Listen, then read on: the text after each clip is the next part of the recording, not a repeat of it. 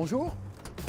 Tout a commencé en 1976 avec cette première génération de Ford Fiesta. Depuis, le modèle s'est écoulé à 17 millions d'unités. On va découvrir la 7e génération. On est ici à Cologne dans l'usine, ce qui explique qu'il y a beaucoup de monde, beaucoup de concessionnaires et des conditions qui ne sont pas forcément idéales pour travailler. On va quand même essayer de vous expliquer que cette voiture est un peu plus qu'un restylage, même si elle conserve le même châssis que la précédente qui est née en 2008.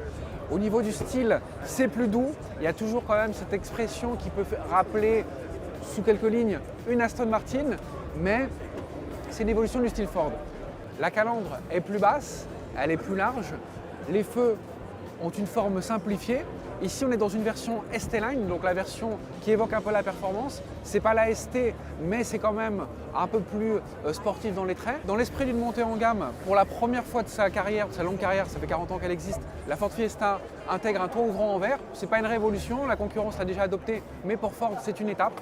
Maintenant, on va aller voir le tableau de bord et l'intégration d'un écran tactile qui permet d'éviter la guerre des boutons qu'on avait autrefois dans les Ford. À bord de la nouvelle Fiesta, la nouveauté, c'est cette console centrale avec un écran qui a été rapporté, un écran de 8 pouces sur les versions les plus hautes, 6,5 en moyenne de gamme et 4,2 sur l'entrée de gamme. Après, il n'y a pas de grosse révolution, on garde la forme générale de la précédente génération.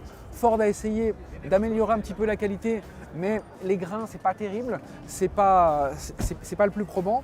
Et puis sinon, après, il n'y a pas de révolution. C'est un élément qu'on retrouve aussi dans le Ford EcoSport. Ça permet de donner un peu de modernité à une voiture qui ne l'est pas vraiment. La principale évolution de cette nouvelle génération de Fiesta, c'est les feux qui sont maintenant en deux parties, avec une partie intégrée sur le haillon.